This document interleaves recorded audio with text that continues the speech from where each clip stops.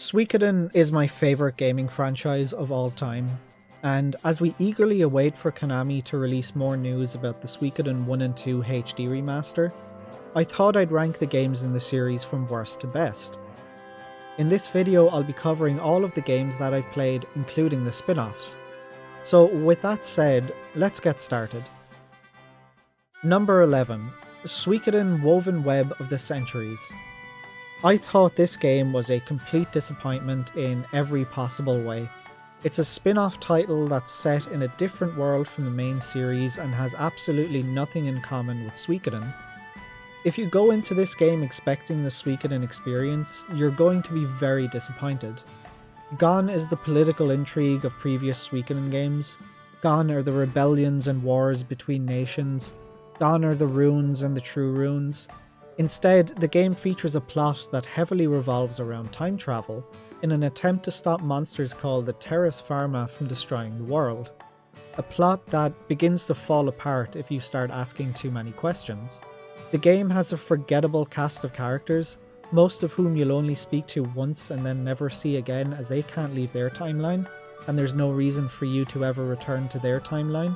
It's a generic low-budget RPG that had the Suikoden name slapped on it to help sell more copies.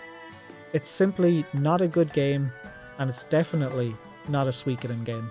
Number 10. Suikoden Card Stories. This game is a retelling of the story of Suikoden 2. It makes a number of changes to the game and significantly simplified the plot. The battle system of Suikoden 2 was replaced with card duels that use the same set of rules as the physical Suikoden trading card game. I'm not really the biggest card game fan, but I thought this was a fun one and done playthrough. There's not really a whole lot to say about this. It's Suikoden 2 simplified as a card game. If you're a fan of card games, it's worth a playthrough as it does have a somewhat interesting set of rules. And if you're a fan of Suikoden 2, it's fun to see the changes to the story, but honestly, you could skip this and not miss a thing. Just play Suikoden 2. Number 9. Suikoden Tierkreis. I might take some flack for ranking this so low as I know quite a few people enjoyed the game, so let me just start by saying I really enjoyed my first playthrough of Tierkreis and I thought it was a great game, but with each subsequent playthrough over the years, I began to like it less and less. Not because it's a bad game, but because much like Woven Web of the Centuries, it's Suikoden in name only. The game takes place outside of the continuity of the main series in a whole new world. The game's story would revolve around your struggle against the Order of the One True Way, a religious faction who were attempting to summon a being called the One King, a being that was trying to merge every world in the infinity into a single time and place. A place where everyone would relive their happiest day, the perfect day, over and over and cause peace for eternity. I quite enjoyed the story. I thought it was an interesting concept, and I especially liked Valfrid, the leader of the Order of the One True Way, and his motivations for trying to summon the One King. The blacksmith and weapon upgrading system from previous Suikoden games was removed and replaced by a generic weapon purchase system, although that did allow you to equip other types of weapons to change characters' fighting styles, which I did think was kind of cool. I think the Suikoden name may actually have done Tierkreis more harm than good, as it set expectations the game couldn't live up to. But unlike Woven Web of the Centuries, Tierkreis actually does stand on its own 2 feet as it is a good game. It's just not a Suikoden game. Number 8.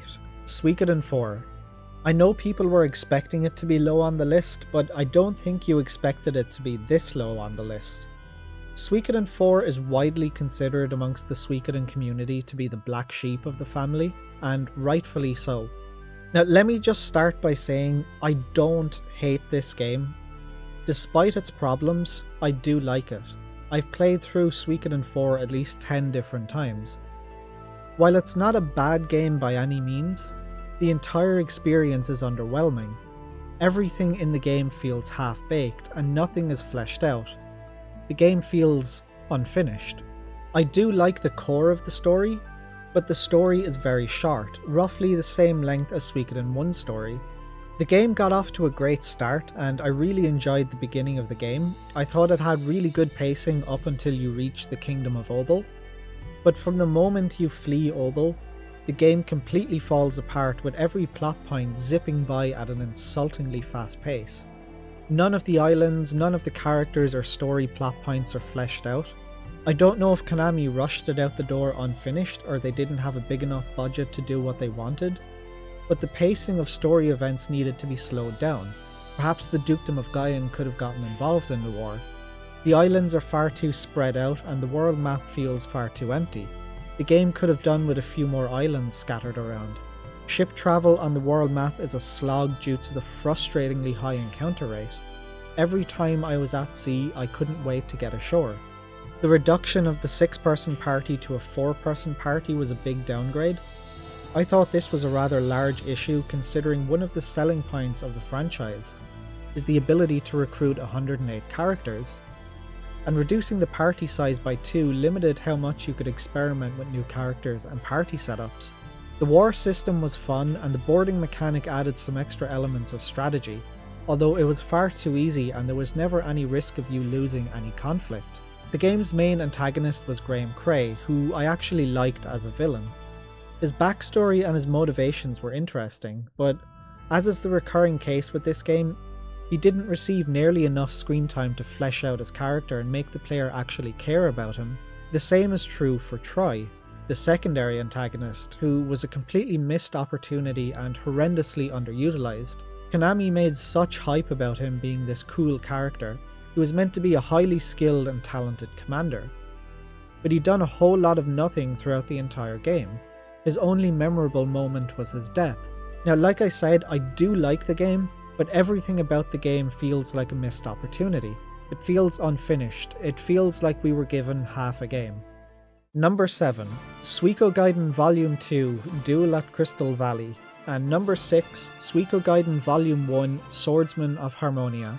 So rather than talk about these separately, I'm going to talk about them together as there really isn't a whole lot different to say about them. Suikoden Volume 1 and 2 are visual novels that follow Nash Latke, if I pronounce that correctly, an officer of the Harmonian Southern Frontier Defense Force. Volume 1 takes place during the events of Suikoden 2 as Nash investigates reports of a true rune, and Volume 2 takes place shortly after the events of Suikoden 2. What's there to say? They're visual novels, it's like reading a book. They're both short and sweet, clocking in at about 4 hours each.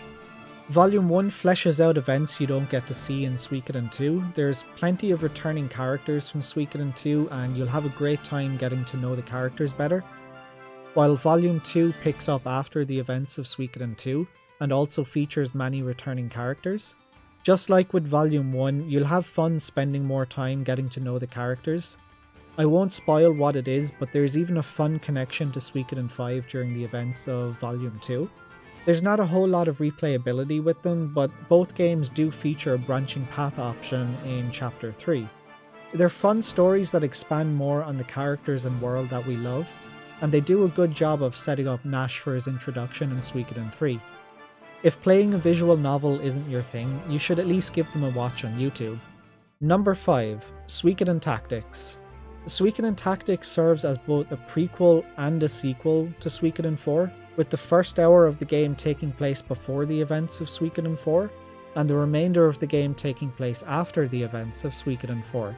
It follows Kirill and his allies as they investigate rune cannons across the island nations and the Kuluk Empire. The game really expands on the characters and setting of Suikoden 4. It helps plug in gaps and answers some of your questions that you'll have left over after playing Suikoden 4.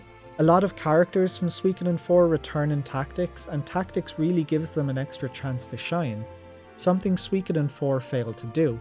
The battle system had a really cool elemental mechanic where you could change the element of the terrain, making characters stronger or weaker depending on their elemental affinity. Even if tactics games aren't your thing, it's worth playing or even watching a playthrough as it will help you appreciate Suikoden 4 just a little bit more. Unfortunately, Suikoden Tactics was criminally overlooked by the entire fanbase and sold horribly in every region.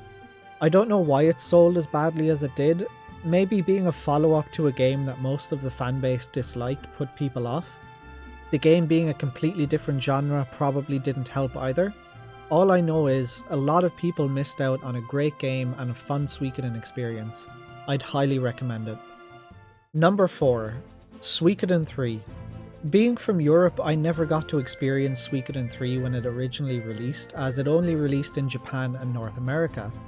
But several months after the release of Suikoden 4, I stumbled across a way to play other regions' games on your PS2. Long story short, I found something called Swap Magic, which was a specialized game disc that tricked your PlayStation 2 into playing games from other regions. But for that to work, you needed to swap discs without opening the disc tray. As I had the original fat model of the PS2, I had to mod it with a new outer shell that had a flip top. So I bought a copy of Suikoden 3 off of eBay and I was good to go. And was it worth it? Yes and no. Suikoden 3 is a mixed bag, and to this day I still don't know how I really feel about the game. The Trinity system was really cool. I thought Hugo, Chris and Gedo were all amazing characters, and it was fun seeing the story play out from each of their perspectives. And the extra unlockable chapter to see the events of the game from the antagonist perspective was really cool too. Suikoden 3 has an amazing cast of wonderful characters, many of whom got a chance to shine thanks to the Trinity system. The game has a beautiful soundtrack, an excellent story, and the second best antagonist in the entire series. But it also has the worst combat system in the entire series. Gone is the fast-paced combat of Suikoden 1 and 2. In Suikoden 3, combat is slow and clunky. Characters no longer stay in formation as they do in all other Suikoden games. In Suikoden 3, characters will run up to the enemy they're targeting and will remain standing beside the enemy once they've finished attacking. This makes runes like the fire rune too risky to use, as magic can also hurt your own party members. The game also uses a buddy system for combat where your characters are paired into 3 groups of 2 during battle. A character can't use items on any party member outside of their pair, and if one person in the pair uses magic, the other person can't. The whole battle system is slow and clunky. The war system taking place as regular party battles was a huge downgrade over previous games, especially considering the inferior combat system of 3. Budok Castle is by far the worst headquarters in the mainline series. In other Suikoden games, your headquarters would improve and grow bigger as you recruited more characters, but Budok Castle remains a crumbling ruin for the entire game. And while I did say the Trinity system is cool, it also has its downsides. If it's your first time playing the game, you can and very likely will play the chapters out of order, and because of that you will miss out on extra dialogue scenes and duels. I found Thomas to be the least interesting Tenkai star in the series. His 2 chapters were the most boring chapters in the game and broke up the flow of the story, pulling me away from the other 3 characters whose stories I was invested in. Of all the games in the main series, Suikoden 3 is the game I have played the least, having only done 3 separate playthroughs. Despite how much I love the story and the characters, I have no desire to ever replay the game because of how much I hate the battle system. Suikoden 3 is the game I struggle the most with trying to rank. I wanted to rank it higher because of how much I love the characters and the story, but I wanted to rank it lower because of how much I hate the battle system, the headquarters, and Thomas. So I think settling on 4th place is a happy middle ground. Number 3. Suikoden 1, the game that started it all. Rather than talk about the game itself, let me tell you a little story about Suikoden 1. When Suikoden 1 released in Europe in '97, I didn't really play video games. I was more of an outdoors kid. My older brothers were the gamers. If the weather was bad and I couldn't go out, I'd play some of their games to pass some time. So summer of '97, which would have been a few months after the game released, I was in town with my mother and we went into a local toy shop to have a look around. They had a small section of video games in the corner, and my mom asked me if I wanted to rent one for the weekend. You know, I thought, sure, why not? If I didn't like it, my brothers would have played it. I couldn't make up my mind on which game to pick, and she started getting annoyed and hurrying me along because I was taking too long to pick something. So I grabbed a random game off the shelf. That random game was Suikoden. I had no idea what it was. I had no idea what to expect. I had never played an RPG before. I didn't even know what an RPG was. So we got home, I popped the disc into the PS1 and booted it up, and when that intro movie played, I was in awe. I'd never seen anything like it before. I fell in love with the game before I even started playing it. I was glued to the PlayStation for the entire weekend. Then Monday came and it was time to return the game. So I asked my mother if I could rent it again on Friday, and she said yes. Friday came, we went back to the store to rent the game. I was searching through the shelves, I couldn't find it anywhere. So we asked the lady behind the counter about the game, and it was gone. Someone had bought it during the week. I didn't see Suikoden again until the next summer in '98.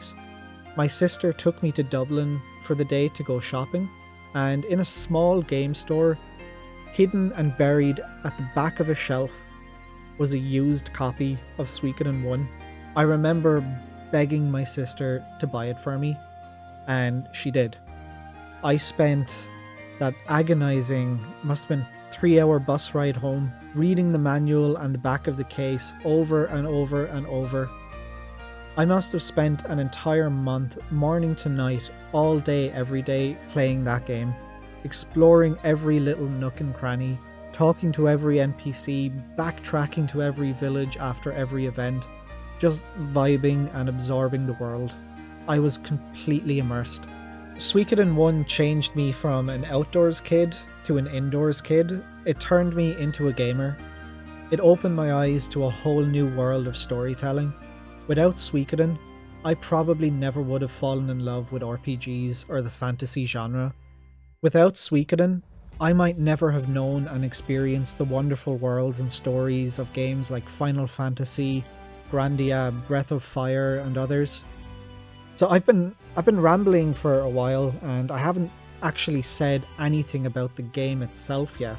But really, what more is there to say? This game started it all. It's got a great story that's filled with impactful, emotional moments. A few palette swaps aside, it has a great cast of characters, an absolutely beautiful soundtrack, an incredible fast-paced battle system that makes grinding irrelevant. I must have replayed this game 100 times over the years. I don't play it as much as I used to, but I still try to replay it once every couple of years. So why am I ranking it in third place after telling you about the impact it had on me and all that praise? It's because once I take off the rose-tinted nostalgia goggles, I realise the game has many flaws. Some of the design choices are archaic by today's standards, which make the game not hold up to others in the series. The inability to run without a rune is frustrating. The game has a clunky UI and awful inventory management. It's a little bare bones on content, and the story is short and rushed. I also think it has one of the weakest headquarters in the series, only being slightly better than Budok Castle. The castle has a very cool location, but it's very empty and most of the characters stand around in a lifeless manner in cramped areas. And while it has those problems, I can forgive those problems. The game had a tiny development team and little to no budget. Everything was stacked against it. The game had no right being as good as it turned out. Suikoden 1 is an incredible experience. By the way, here's a little fun fact. About a month or so after I got the game, I let one of my brother's friends borrow it. You might know who that person is. That person was their star, the owner of the Genzopedia. That's right, I'm the one who introduced their star to Suikoden and got her addicted to the series. Also, neither of us knew how to pronounce the name of the game back then, and for at least a couple of years we both called it Suikoden. Number 2, Suikoden 5. I love this game. Suikoden 5 is a love letter to the series. It's a throwback to the feeling you had when playing Suikoden 2, and it perfectly recaptures that magical experience. It's a true return to form for the series. The fast-paced battle system and 6-person parties are back and better than ever. Unlike in previous Suikoden games where you'd be punished for bringing too many squishy mages or archers and not having enough tanky short-range fighters to soak up the damage, Suikoden 5 prides itself on allowing you to play how you want to play. Do you want an all short-range melee group? You can do that. You want one melee tank and 5 mages? You can do that too. With 23 different formations to choose from, you can set your party up however you please. Each formation offers your party different stat boosts and benefits. such as the circle formation which unbalances all enemies for the first round of combat. The game has a slow build-up, and some people find the slow pace of the beginning of the game to be tedious to get through. I'm not one of them. I love the opening portion of the game. The game takes its time while introducing us to a whole new culture, the political landscape of the queendom, and establishing the views and personalities of the noble families. And you guessed it, the majority of them are conniving scum. The game takes a slow and steady approach to revealing backstory in the build-up to the main story.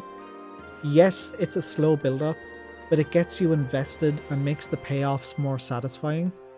The developers were firing on all cylinders with this game. Great story, great characters, great soundtrack, a true rival to Suikoden 2 in almost every way. Sadly, not all is great with the game. Long loading times for battles and cutscenes really bogs down the pace of the game. The antagonists had all the ingredients needed to rival the antagonists of Suikoden 2. Unfortunately, they didn't live up to that potential and fall flat in comparison. They're serviceable and they get the job done, but they're not as memorable as the Suikoden 2 antagonists. And sadly, it's for that reason that it misses out on the top spot. Number 1. You guessed it, Suikoden 2. An absolute masterpiece, and in my opinion, the greatest JRPG of all time. This game has it all. What can I say about Suikoden 2 that hasn't been said a million times before? Everything Suikoden 1 did, Suikoden 2 did it better. An incredible story that keeps you captivated from start to finish. The greatest cast of characters I've ever seen in a JRPG. Beautiful soundtrack, absolutely gorgeous pixel art that still holds up today. Great side quests with some characters having really interesting subplots, hidden scenes, multiple ways to recruit certain characters, the secret colour intro and multiple different endings. The replayability of Suikoden 2 is endless. And let's not forget a god tier cast of villains. From the lowest antagonist right up to the big bad, they all had their moments to shine and have stuck with us to this day. Suikoden 2 is a journey from start to finish. But what do you guys think? Do you agree or disagree with my list? How would you rank the games? Let me know in the comments below.